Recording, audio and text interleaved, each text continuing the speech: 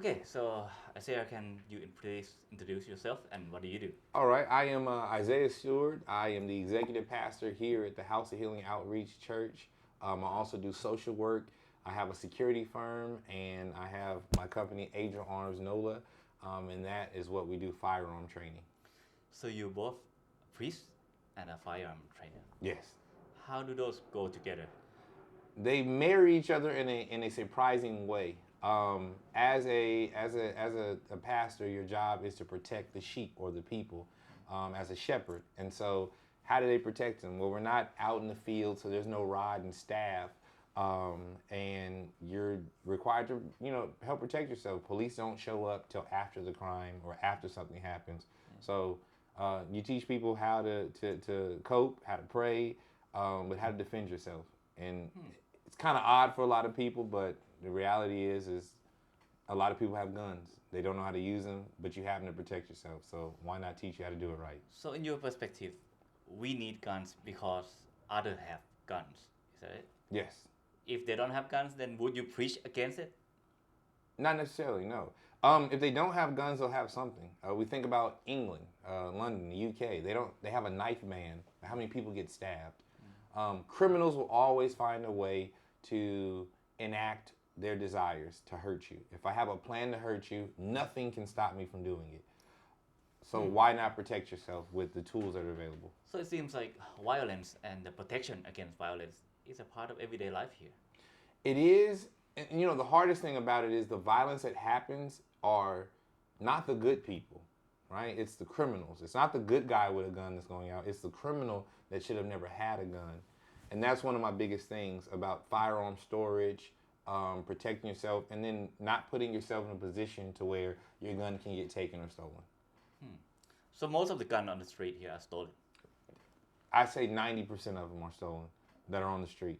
Very few people, I mean, when you look at the thing, concealed carry holders and people who lawfully own firearms randomly commit crimes like that. Can you give us a picture of how bad it is in New Orleans? I mean, it's bad. I mean, people are getting shot left and right, day after day after day. Women, kids. 3 weeks ago down the street, a lady was getting gas with her child and got shot and killed inside the car. She was a sister. Her sister was killed 6 years ago. One of my students was shot 3 times in an attempted carjacking while getting gas at 5 in the morning. I mean, it's bad. It hits home, hits close to home. Some of our members, one of our members actually in that picture, he was shot a month ago, just walking down the street. So it's pretty bad. And they're doing stuff. The kids don't really have a reality about what's going on with what they're doing. I think video games and music influences what they do and how they function, and it's stupid. Can you elaborate on that? Like how The lyrics of songs, Call of Duty, right? A lot of kids think that how the video games work. It works. They don't understand the reality of firearms and how it works. Music. The music is about killing people. I mean, when you turn on the radio, Q93, you turn on whatever hip hop station, 90% of the songs that are on there, I'm gonna say 95, are kill them, rape, do something, alcohol, drugs, and so that's constantly replaying in your psyche. In your psyche, I saw a documentary on a young guy, and he was saying that he used to listen to Young Jeezy before he went to go commit a crime to get himself hyped up, to talk himself in, like, yeah, I could do it. That plays a role. How about the usual suspect, like inequality, poverty? Poverty plays a big role in it. Lack of resources, lack of funding, lack of ambition to do things. I think the desire is there, but the follow through isn't. So we have summer programs to give kids jobs and stuff like that. Not everybody has access to it. Not everybody can utilize it. Some people, the summertime, their parents who work in the service industry can now work double shifts because, let's say your teenager is home, so they can watch their little siblings, but the teenager also wants money. So what am I going to do? I'm going to rob, I'm going to steal, I'm going to do something to get it. And that's where we fall into the struggle with. So, this church, are you the founder? No, I'm not the founder. George Green Jr. is. You'll meet him later on tonight. So why do you decide to become the man of the cloth? It was a calling, like literally, like the Lord put it on my heart. I was called to do this. It's not something I chose. It's not something I wanted to do, to be honest. But it was a need. You know, my life, my story, where I've been, it all helps out in the grand scheme of things for people. And it's a blessing to be able to be in this position as a preacher. But then it's also another blessing to be able to say, I can help arm the community to fight against the crime and defend themselves. Yeah. So in the Bible, what does it say about owning a gun, owning a weapon that Well, can it kill doesn't say people? about owning guns, but Jesus himself said that you'd be a fool if you don't sell your purse and get you a sword, right? Peter walked with Jesus in the Garden of Gethsemane. When the soldiers came to get him, he pulled out his knife, right, to cut. Well, why would he pull out that? Protection. Even the disciples knew that you had to be protected.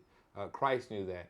And again, the job as a shepherd, if in the Bible the laity or the people are the sheep and you're the shepherd, the under shepherd, your job is to protect the sheep. So what tools do you have to protect them? Prayer works, right? But I can't pray away a person that's standing in front of me with a knife. I can't pray away a person that's a block away with a gun. What do I have to do to protect myself? Because self-preservation is top priority. Yeah, my fists may work, but what if I have 6 people and 2 of them are armed? What are my fists going to do?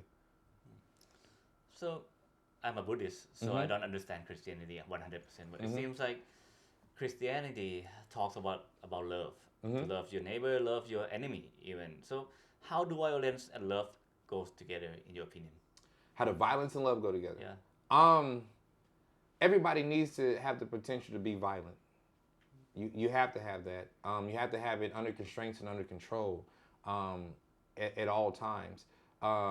You know, God is love. Everybody loves to say that. Yes, he loves. But even when you actually read the Bible and understand, the Lord sent his people on missions to wipe out entire nations. There's a time for war. There's a time for peace. There's a time for joy, laughter. There's a time for all that. But if it gets brought to you, what are you willing to do?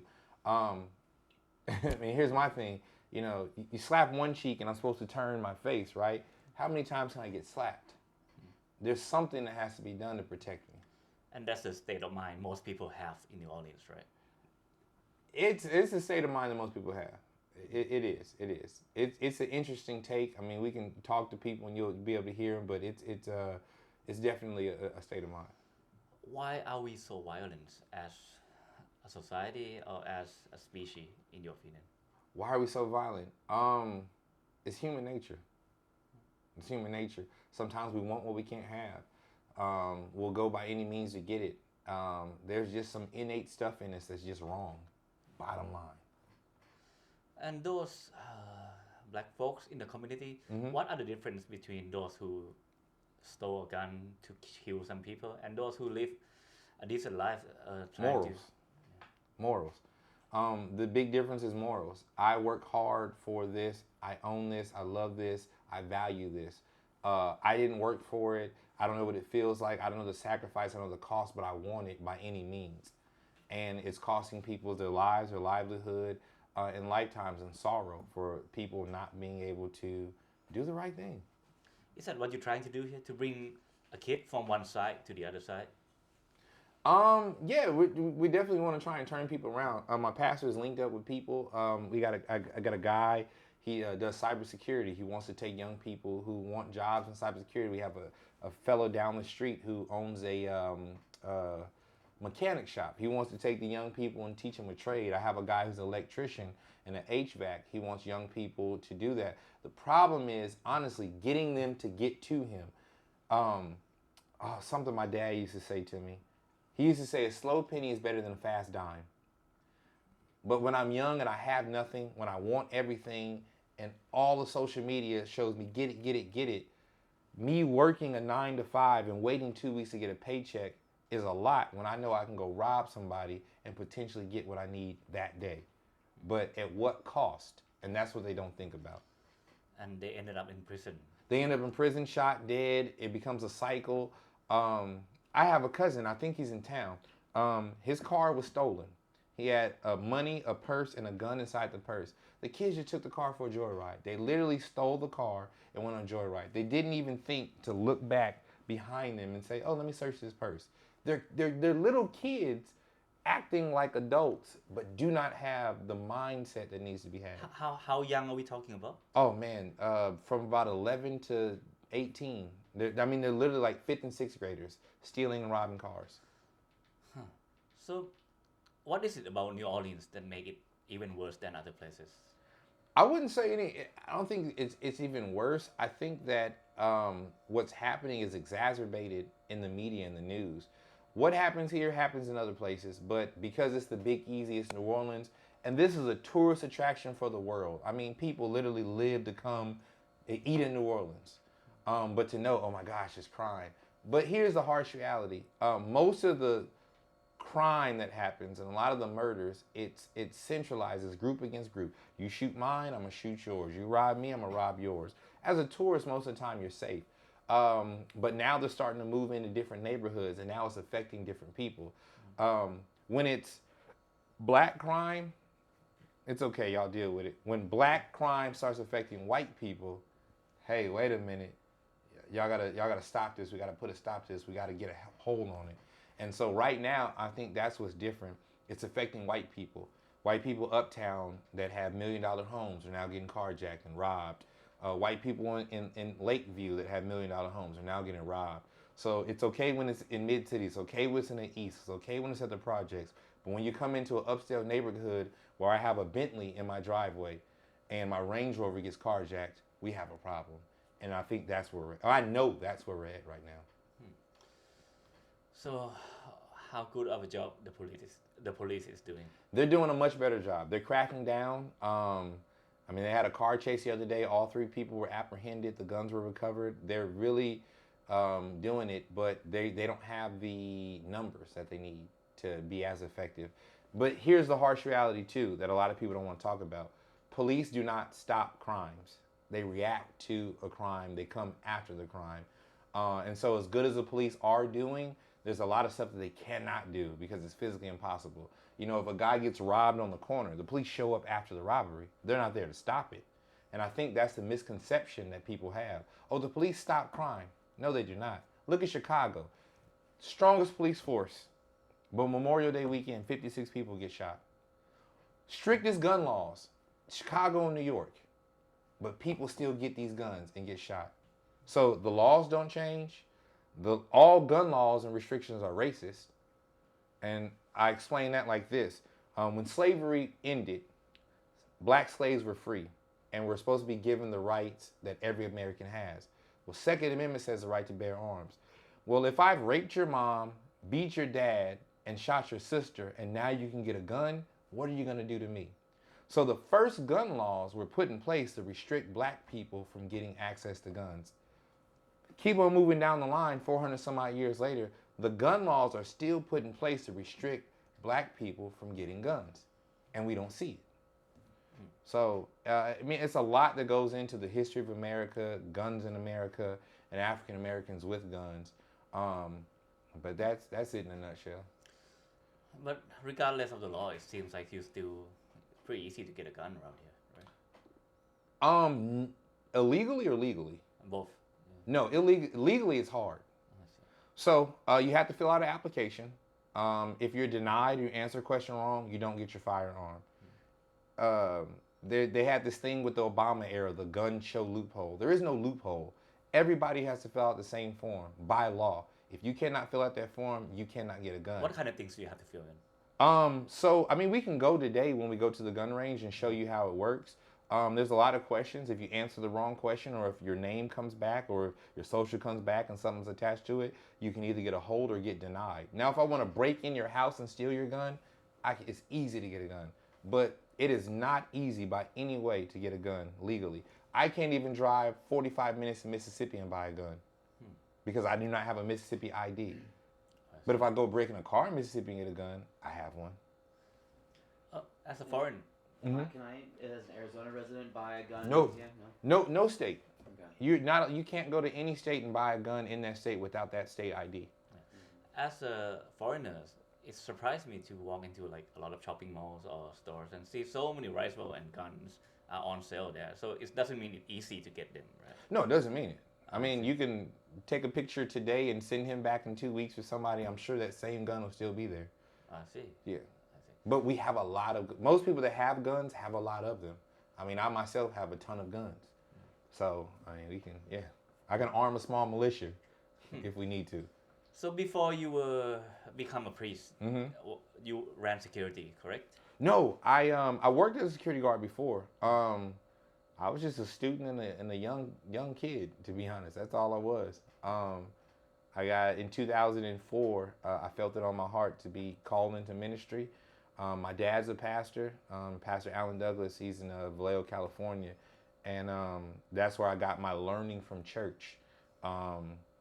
And yeah, it just goes from there. But prior to that, I was just a guy. Now, what started me on this journey was somebody attempted to carjack me in 2010. I dropped my friend off. We left church. I dropped him off at his grandma's house. I made 2 rights. I turned off, went down to Neal, turned on to Washington, and a guy walked across the street with his arm behind his back. I'm looking like, what is he doing? He grabs my door, and when he grabs my door, I realize there's a gun in his other hand, and I had a Pontiac Grand Prix GTX, and I just hit the gas and burned rubber and went off down the street. I think it did 0 to 60 in 4. I might have did it in 3 seconds. I mean, it gunned it. But that got me to the point to say, dang, I need to protect myself. Because yes, you have your religious beliefs.